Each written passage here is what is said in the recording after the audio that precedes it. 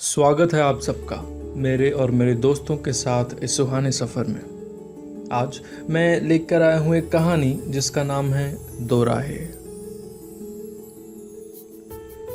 समझ में नहीं आता जिंदगी तेरा फैसला।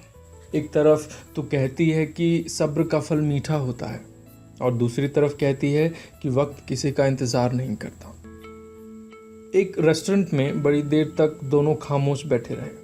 दोनों में कुछ बातें भी नहीं हुई थी। आखिरकार मोहित हंसकर स्नेहा के बाल सहलाने लगा।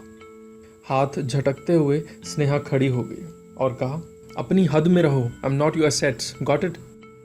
मोहित अचंभित होकर स्नेहा को एक टक देखने लगा, फिर अपना हाथ हौले से हटाकर अपने चेहरे को ढांप लिया। पिछले एक महीने से वो स्नेहा के व्यवहार में अजीब सा बदलाव देख रहा था, लेकिन 6 सालों में पहली बार था जब स्नेहा ने उससे इतनी रूडली बात की हो। एक पल में ही मोहित के सामने न जाने कितनी यादें आके चली गई थी। न जाने क्यों मोहित के आंखों के किनारे भीगने लगे थे। और ये इमोशनल ड्रामा बंद करो, मेरा दिमाग खराब हो जाता है। पागलपन अपने पॉकेट में रखा करो।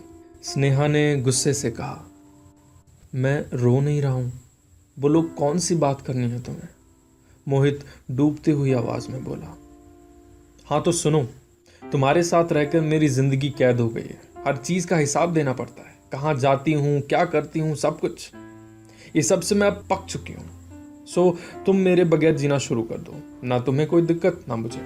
स्नेहा ने जवाब दिया, अरे ऐसा कहाँ है, कौन किसकी आज़ादी छीन रहा है। मैं तो तुम्हारा ख्याल रखने की वजह से ऐसा कहता रहता हूँ। जो वजह है तुम बताओ ना, मेरा मन नहीं मान रहा है।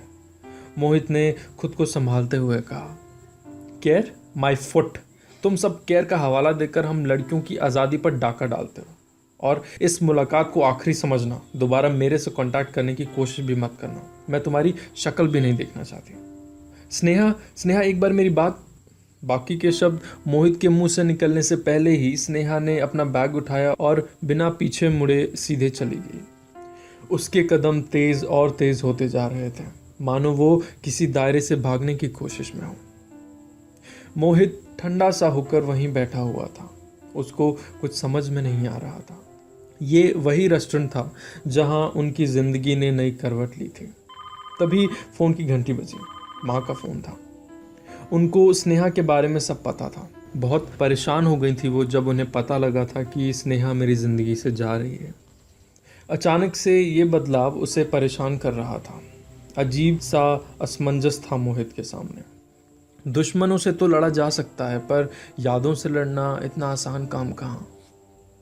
मोहित थोड़ा शांत हुआ और उसने देखा कि टेबल के पास एक रंग बिरंगा कार्ड नीचे गिरा हुआ है।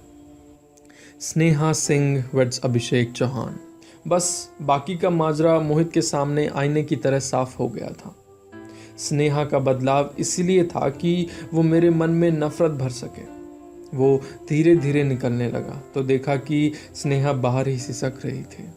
स्नेहा, एक बार सुनो तो मेरी बात। मोहित ने पीछे से आवाज लगाई।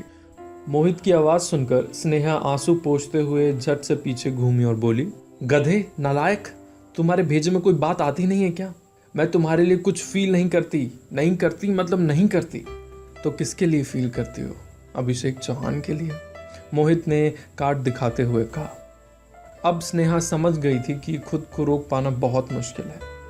उसके आंसू अब मोहित के सामने ही बिखर पड़े थे। I am with you forever, Mohit ने कहा। जहां से कहानी शुरू हुई थी आज शायद वहीं आकर थम गई थी।